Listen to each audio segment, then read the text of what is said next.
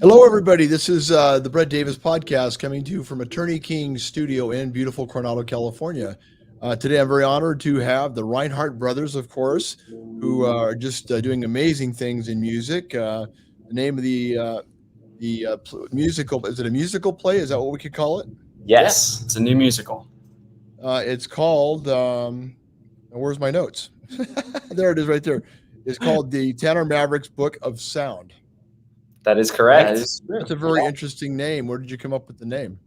So that was actually sort of started as like a working title for it because we came up with the name Tanner Maverick. Tanner, on like in its root as a word, just kind of means someone who's out of place, and so does Maverick. By the way, that's what my name means. Brett is also connected to the word Maverick. Oh wow! Is it really? There you go. You know, then this is perfect for you, Brett. Yeah, so I'm Brett Maverick, actually. That's where my name came from. I like it. Yeah, David. So we have a connection already. We do. We've already built this. Just in the first. We go to the same barbers. We have the same connection. This is great. Exactly. This shows your anthem. Yeah, totally. So what? Tell me. So that it tells us a little bit about what kind of play you're putting on. So based on also that, tell me a little bit more. What about how did you come up with this idea? Where did this concept come from? Well, originally we had a friend of ours, Davikas Van Ziel. He wrote some lyrics and he didn't have a tune for it or anything. So I offered to write a melody for it and write a song, and it ended up being something we performed a couple times. Yeah. And Wyatt ended up watching it.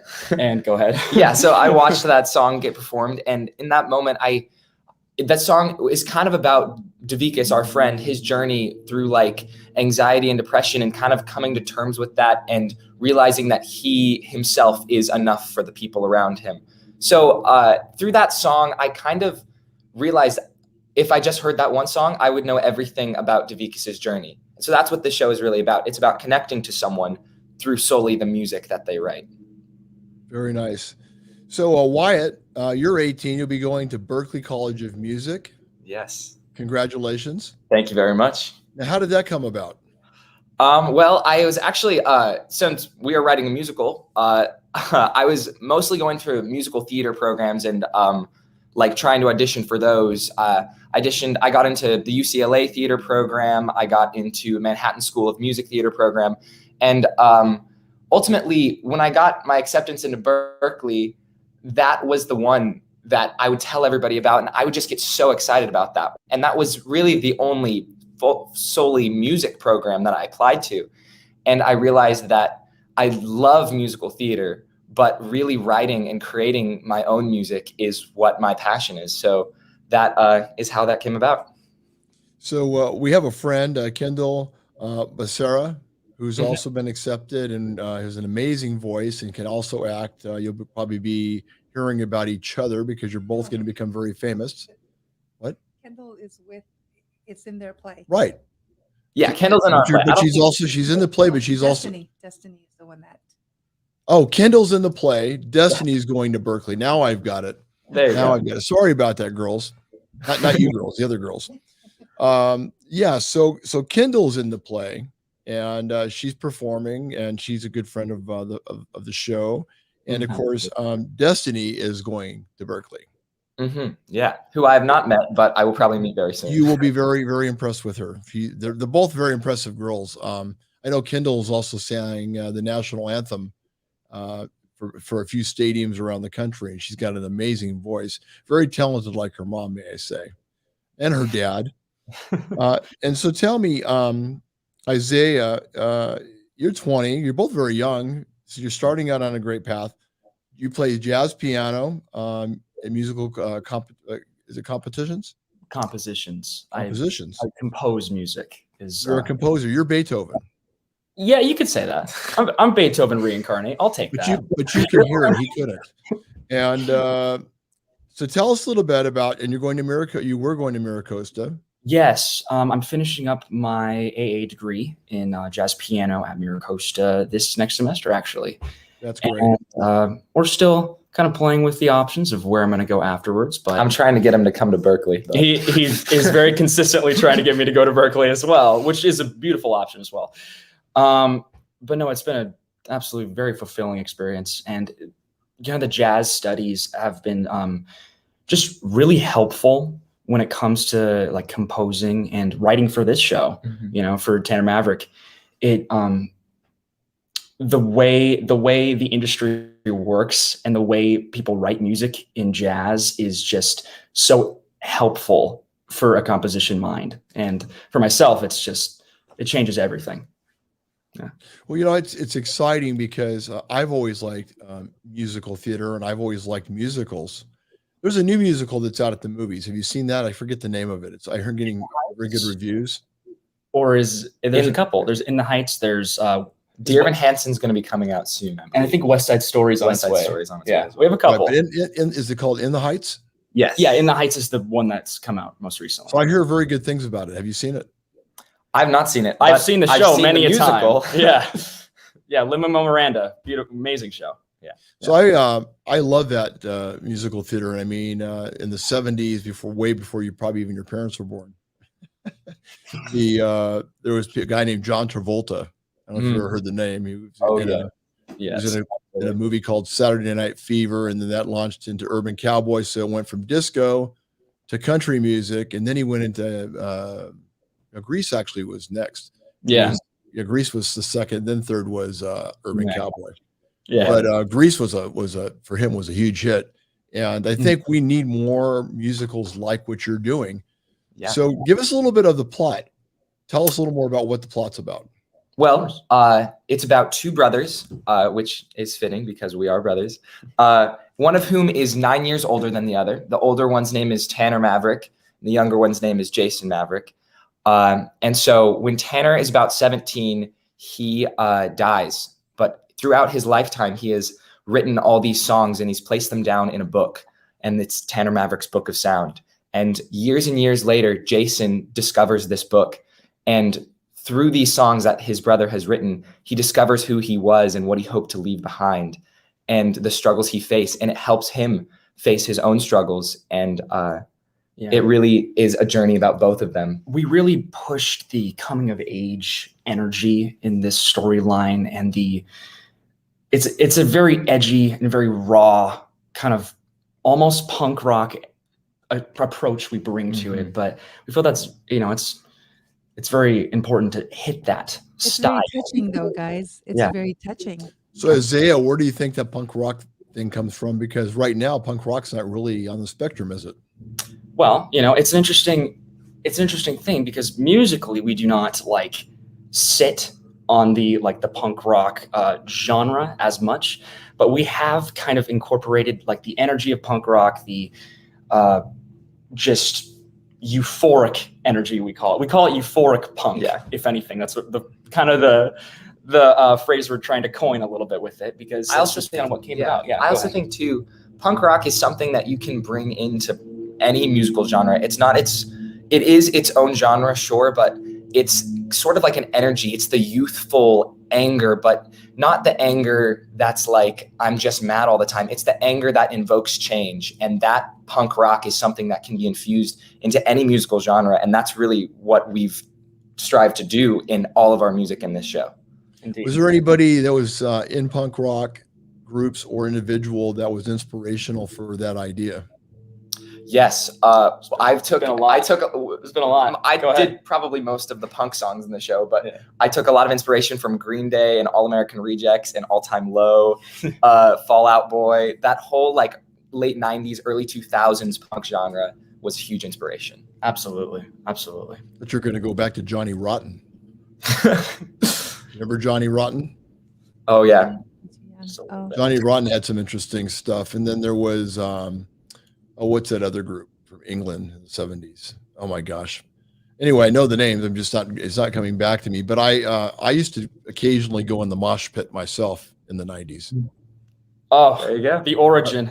The mosh pit. Connecting again, Brett. Again, this is your show. Yeah. I've gone from being in the mosh pit to just being in the pit. So now, but anyway. Actually, I have a question for them. When Sure. you guys were looking for, when you were looking for talent, what did you guys, how did you find the talent in your show? Because you've got some talented people We definitely do. We have an amazing cast, and we're so Mhm. fortunate to have them.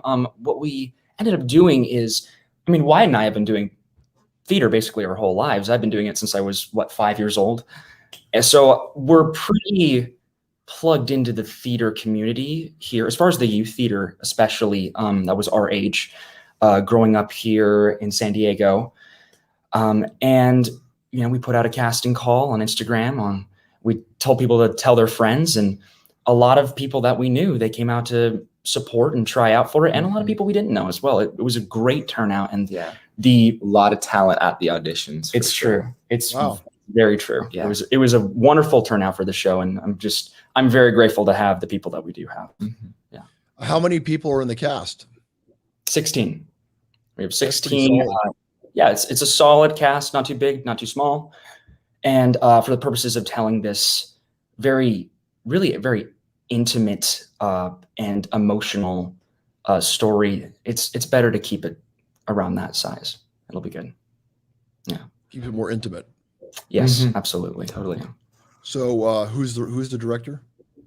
We are co-directing. So you're looking at the directors right here. Yeah. We also That's really interesting because there's more co-directing going on right now than any other time. Why do you think that is? I think people are realizing that stories are not so one-dimensional as they once were. I think storytelling is evolving, and to really capture multiple audiences, you are going to need a couple different perspectives. I know that, of course, we could both direct on our own, but I think we're stronger as a duo because we have that double view of we look at it in slightly different ways, but they often coincide and make one good story.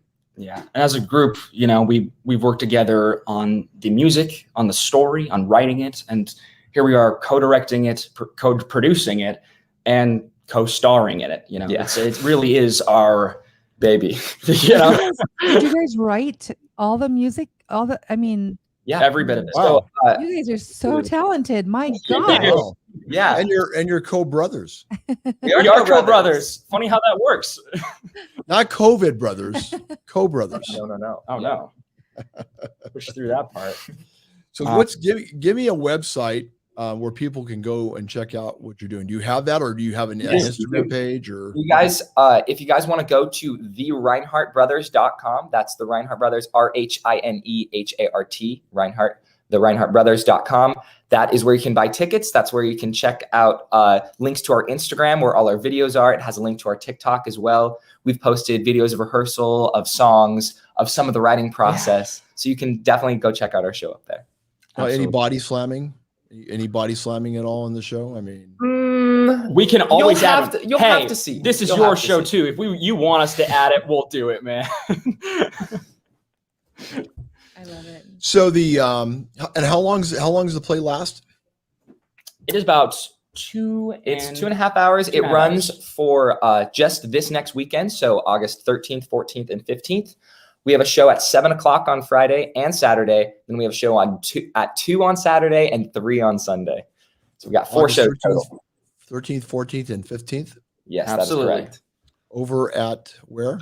It's at the Ritz Theater in Escondido, California. It's right on Grand, if you know Escondido. Right downtown Escondido. Come to Cruise and Grand, look at the cars, then come see a show. Absolutely. That's right. They have the car show, don't they? Yes, they do. Well, having that. 13th, 14th, and 15th. Everybody, I highly recommend you go out and check this phenomenal musical play by the Rhinehart brothers. I think it's going to be fun. Sarah, will we have a chance to go and support them at all? You know what? I'm going to look at the schedule, because if we are available, we're going, guys. Thanks. That would be amazing. We'd love that. We'd like to come in if we can get over there. We just literally got back into town, but we have not even unpacked. Yeah. But I would love to come and watch you guys perform. And we went to New York, so and say that I knew you before you became big and famous, because you might not even want to talk to us later on. I mean, you can have us back on the show then. We'll do a little I can always spare some time. Are you kidding? Is there one favorite song in the play that stands out to you, Izaiah? Well, for me, because as writers, I think we're both kind of partial to our own songs, certain moments. But I'll say what my favorite yours is. I really enjoy or my favorite that you've done. My favorite is One Man Band. It's the opener for the show. I really enjoyed One man band. One Man Band. Yeah, very high energy. It's a great song. That one Wyatt composed. Thank you. Yeah. How long did it take you, Wyatt, to write that song? That song, I wrote it in about like a week. It was pretty short. Yeah, Wow. I wrote. So basically, I just wrote it on my guitar. I wrote everything down, and then once that week was done, I just spent the next couple weeks recording it, getting all the parts, all the tracks laid down, and then Amazing. Yeah. A lot. Go ahead. Go ahead. Okay. I mean, a lot of the process of writing, it was a pretty quick turnaround for most of it, because you have a thought and you have something you want to follow up on. And if you have a lick or a riff or something like that matches the energy of the story, you're already halfway there. All you have to do is just fill in the background, and all of a sudden you have a full song, Mm-hmm. So it came pretty quick for a lot of these. So Wyatt, what's your favorite song other than yours? My favorite song, okay, let's see. We both wrote about 10 songs for the show. Yeah. So my favorite song about that Izaiah's done is probably a little song called "Throw Me Down the Line." It is. It comes at I love that song. It comes at a very nice moment in the show where there's a lot of stuff going on, story-wise, and a lot of character turmoil. But this song is like a little just. I almost want to call it like a little nugget of goodness that's just like in the middle, and it's just a nice, sweet song, and the harmonies are so good and so well written and very well executed, I would say, as well. Kendall Becerra is a part of that. She's a part of that song. Yes. She has a great solo in that song. But yeah, I think that song is just a really beautiful song. That's awesome. It's very exciting. And so again, the play is going again, the 13th, 14th, and 15th is going to be at the Ritz Theater in Escondido on Grand, like you said. And I want to know what inspires you guys. I mean, who is your muse, mentor? who do you guys look up to? Who, you know what I mean? What inspires you? I mean, you guys are so talented. You did a whole play. I mean, a whole production, song. Does somebody everything. inspire you, or do you just hear the music in your mind? A lot of it is, we get a lot of inspirations from a lot of places, and I think, musically for this show, a lot of it has been, those kind of classic punk like Green Day and stuff like that. But in general, I'm very inspired by movie score composing. A lot of John Williams and Hans Zimmer is like my favorite to listen to, and I just adore that industry. So it's very interesting. It is a very interesting. I do too. And there was a guy in my day when I was in college. His name was Danny Elfman. I love Danny Elfman. Danny Elfman was in a group called Oingo Boingo. And that was a phenomenal group. Incredible song. I mean, he's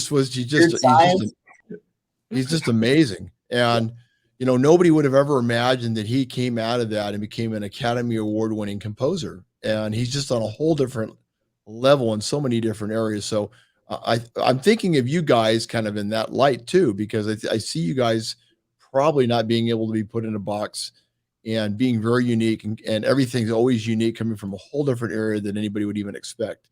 You're probably full of surprises, I would guess. You can count on that, honestly. And that's right?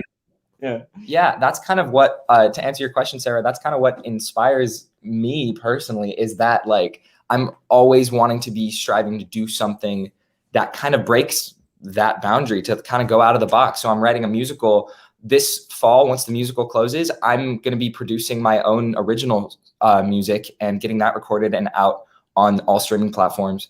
That's my goal for this fall. And then once I get to school, I want to get better at like composing for film scores and stuff like that. So that's kind of what inspires me, is just wanting to do all of this super, super fun stuff. Do you guys push each other? I mean, you guys are close. Oh, certainly. And I can see the love, and it's amazing because, some brothers just don't have that bond, and you guys seem like you have such a closeness, Do you guys ever get jealous Of each other? of each other? No. Jealous of that hair. Are you talking about mine? Smile. My hair, or are you talking about his hair? Oh, Brett, your hair. Sorry. Because I had some stubble. I mean, if you look, there's Yeah, some stubble there. I Are you mean, kidding? That's what we're talking about. Well, I think a lot of our, our kind of good nature with each other. We were homeschooled throughout. oh, Throughout grade school, high school, all of that. That's so what are the pros of that? What are the pros and what are the cons? okay. Well, for me personally, I think the pros are you develop a really good relationship with adults. You're not being peer pressured to do weird stuff by some of the students, because let's face it, a lot of modern rough. high school was rough. So for me that was huge. And obviously I get to really develop a strong and clear connection with my family. And it's not just my brother, it's the rest of my family as well. We're always there for each other. It's a really nice thing. Is there a faith base combined with this, or not really? Yeah, we were raised Christian, and we still are to this day. Yeah. And that's how our family raised us, and that's what we are. That's what we do. Very, very nice. Absolutely. Again, this is the Rhinehart brothers. I highly recommend you going to see their amazing performances on the 13th, 14th, and 15th at the Ritz Theater in Escondido. Izaiah and of course Wyatt. You guys are amazing. I didn't know what to really expect. You guys are you're like old souls. And everybody that's out there, the name of the play is called Tanner Maverick's Book of Sound. Remember that name, because you're going to be hearing more about it, I think.